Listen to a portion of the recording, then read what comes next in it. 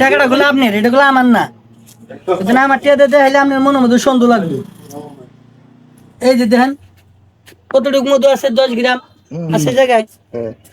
বিন্দু পরিমাণ যদি মিষ্টি সুরা থাকে এটা পূর্বো, আর যদি 1 নাম্বার মধু হয় তাহলে মধু পুড়ে যাবে, টাকা পড়বো না। টাকা পড়লে আমার বাইন্দা থুয়ে দিবেন এই জায়গায়।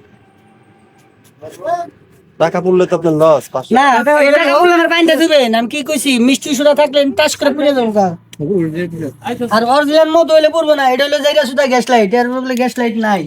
এই দেখেন একটু ফলো করেন আমার আগুনটা না ধরছি কিনা না ধরি নাই।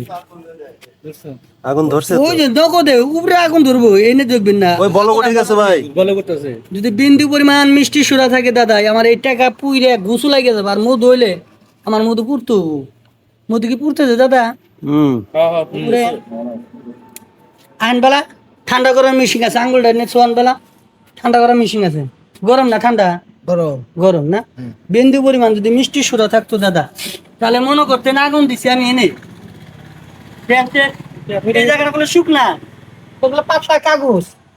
আর এর গুলো ম্যাচ না, এটা গুলো সেন্টা করে হালাই। এই টাকায় যদি মিষ্টি সুরা থাকবো তাহলে এদের ছিদ্র হয়ে পকট করে বেড়ে যাবো গা। আর অরিজিনাল মধু যদি বল করে আগুন ধরে দেবো। মানুষে কি জানেন, বিশ্বাস নাই, বিশ্বাস হারে গেল। আবারও দেখেন আছে না ভাই? আমরা ভাই টক্সিন 5 কেজি 1 কেজি মধু নিয়ে যায়, বাস শেষ। এই যে অরিজিনাল মধু নিয়ে যায় মধু 500 টাকা। 100 গ্রাম চিনি দিয়ে একটা চা বানাবি। আবার একটা জিনিস দেয়, 100 গ্রাম চিনি দিয়ে একটা লাল চা বানাই আনবি। আমি এন থেকে 10 গ্রাম মধু ছাড়বো। ওই চা যদি মিঠা লাগে আমার এনে বাইন্দা থুয়ে দিব। মধু গুলো মিষ্টি জিনিস গুলো বাংলাদেশে যাইছো বন্ধু।